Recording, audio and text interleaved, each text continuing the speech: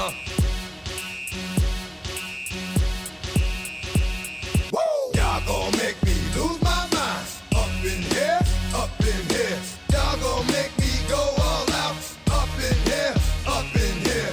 Y'all gon' make me act a fool. Up in here, up in here.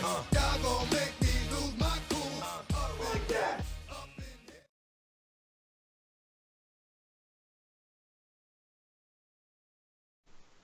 What is up, YouTube? It is your boy Sanchez405 alongside Michael Jordan and that's Amir actually instead of crying Jordan on the back of that picture there.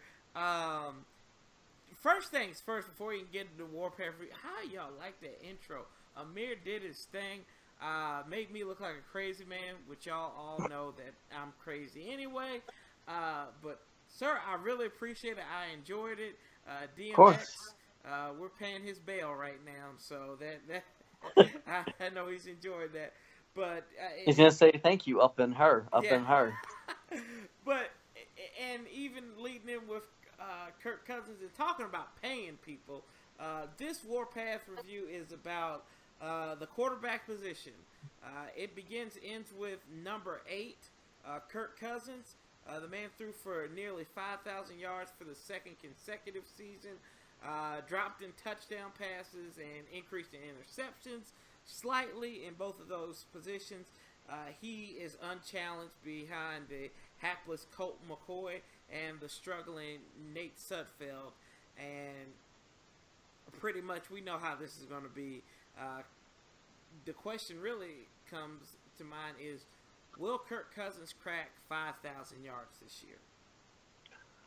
I don't think he does. I'm not saying he's not going to throw for 4,000. Mm-hmm. I think he's going to come down a bit to 4,500, to around that 4,500 range, and I think that's going to be really good for him.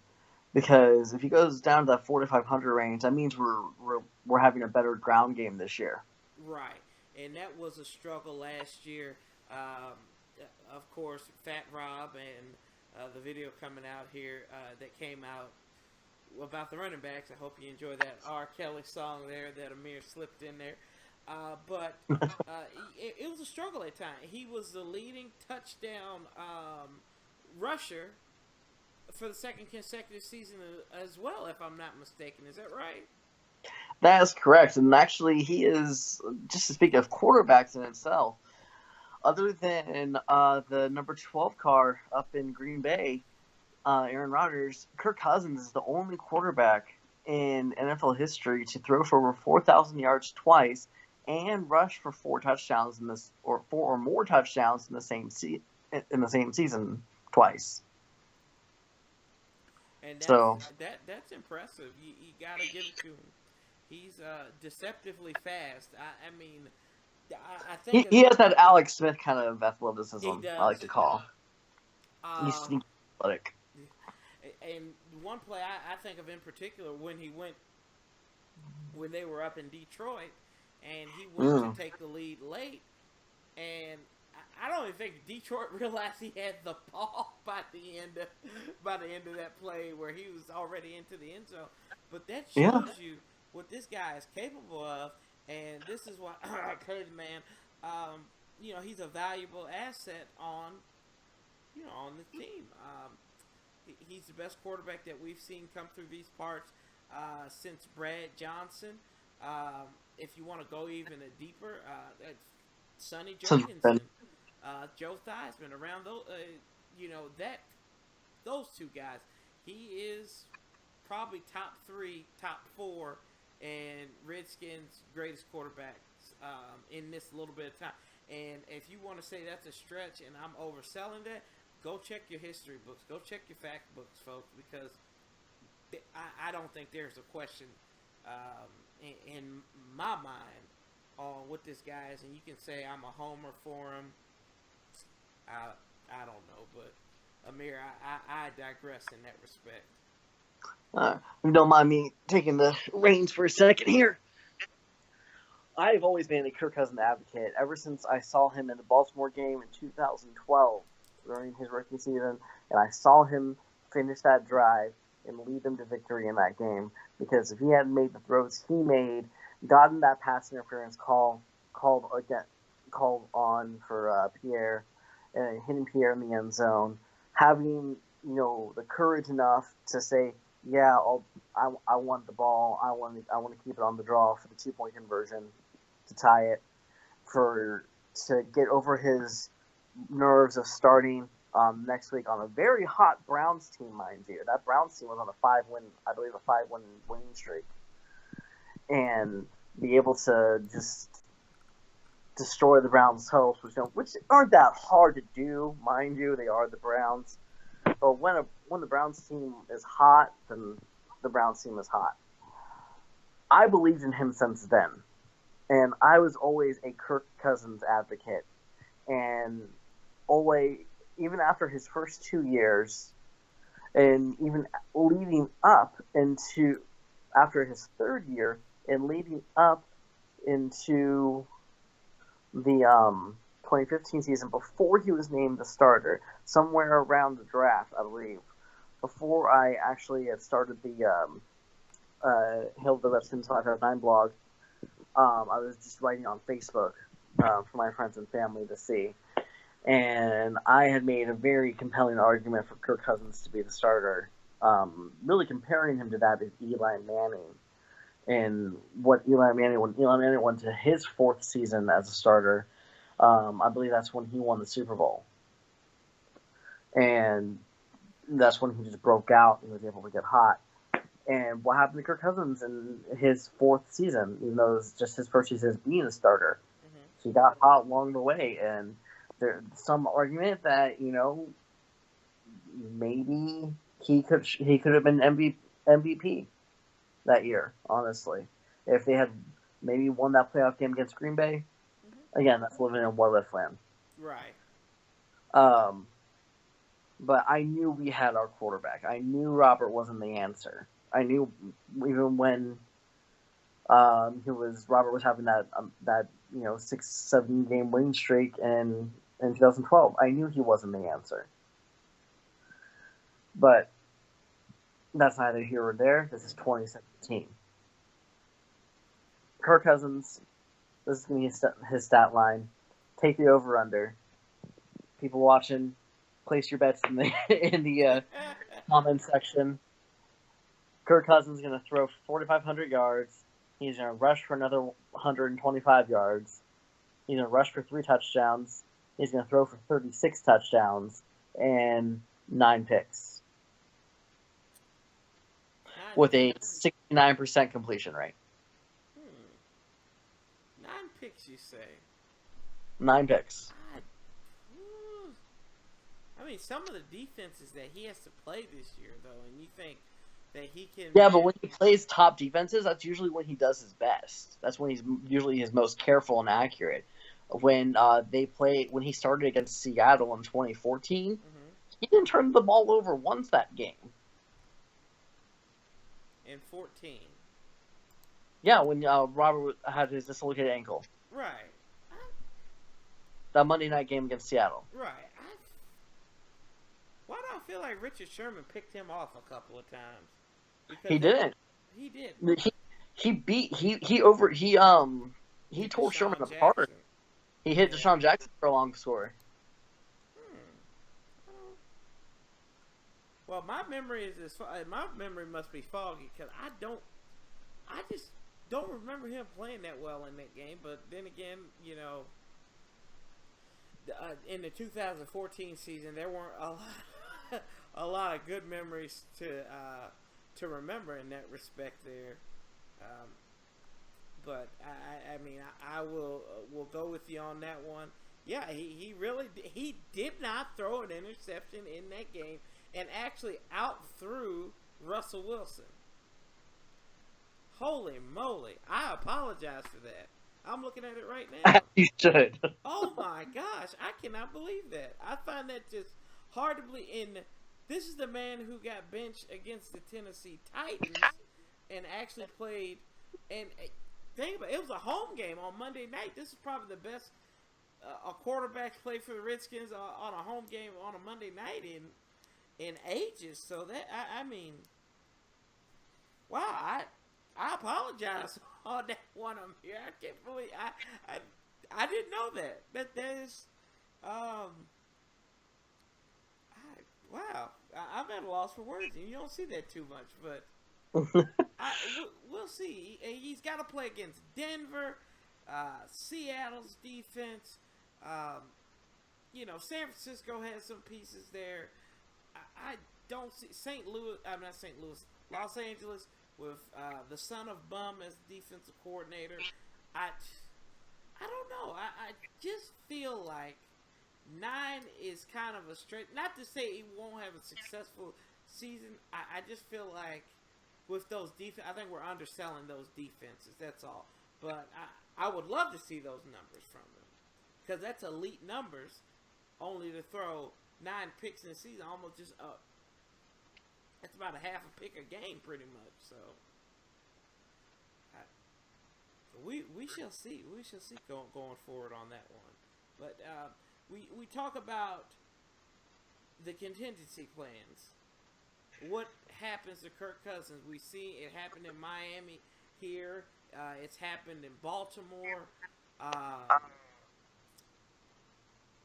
Colt McCoy. Do you trust Colt McCoy going forward? I trust Colt McCoy. I know I'm crazy. You're crazy. Go ahead. Go ahead. Colt McCoy is basically an assistant head coach on the bench right now. He has that coach's mentality. He'll have that coach on the field mentality if he has to take it. He's accountable. He has the leadership skills. And not to mention, he too has a mastery of Jay Gruden's offense after being there for the last 4 years. Mm-hmm. So he knows the throws to make. Some of the training camp videos that have been on Twitter, they see these impressive touchdowns and everything. Look at who's throwing the ball. It's Colt McCoy.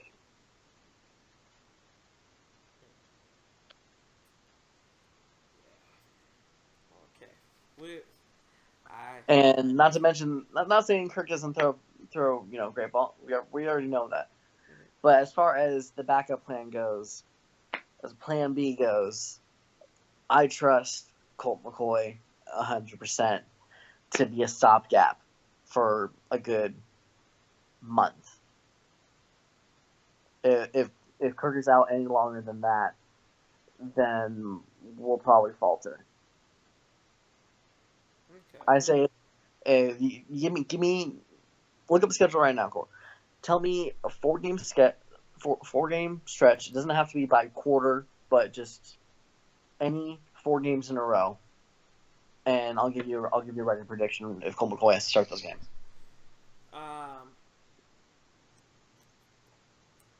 Okay. I'll say the first quarter. I mean, I know you said don't quarters, but you don't have to do quarters. You want to do the first quarters?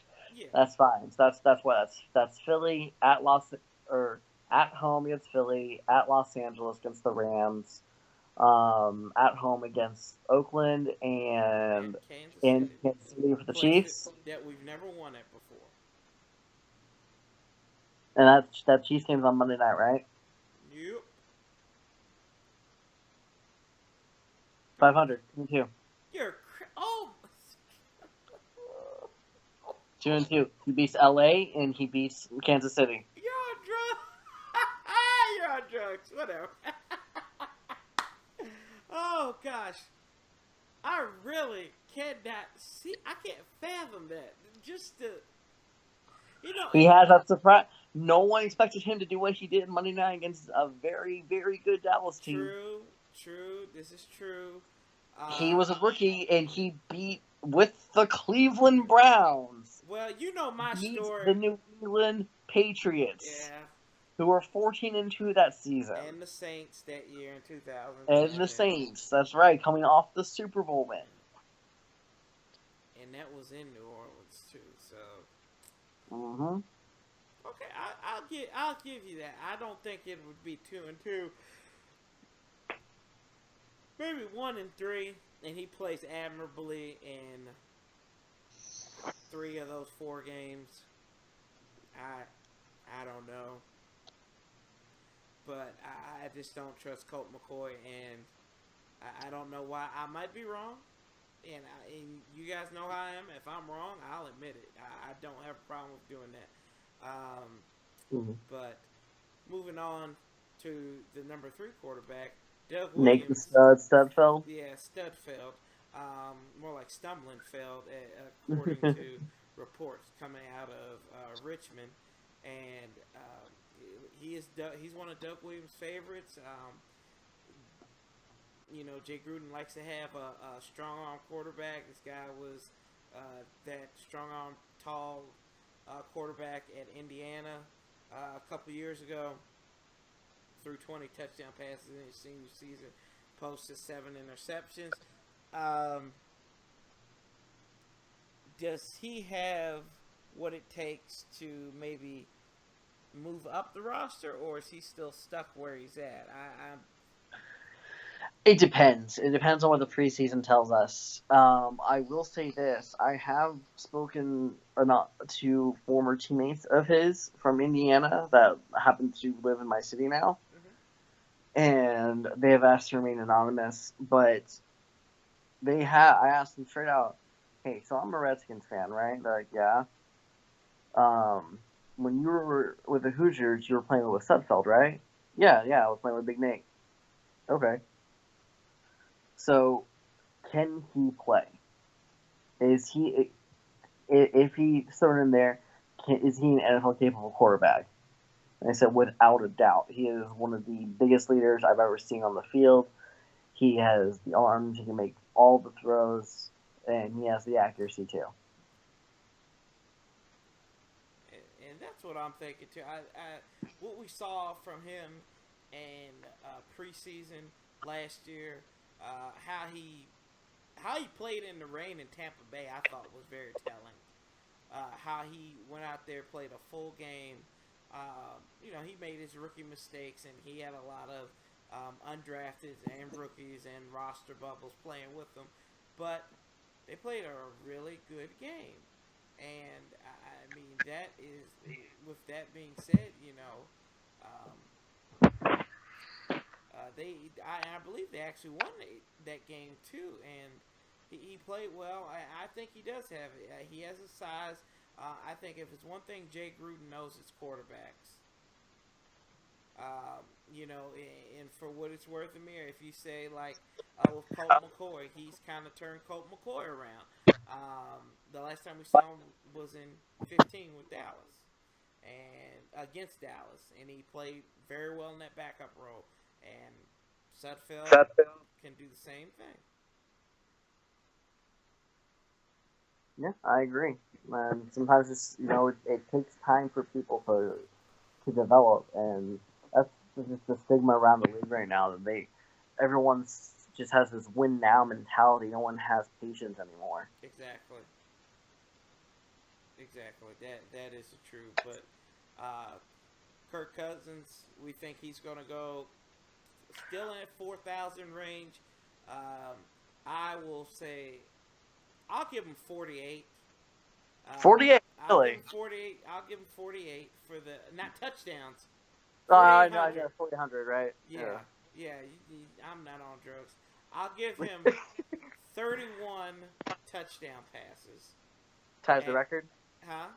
Yeah. I think because he's been hitting on that record, tying the record of, I think that was Jurgensen's record, and I'll give him 13 interceptions. Okay. And what about completion percentage?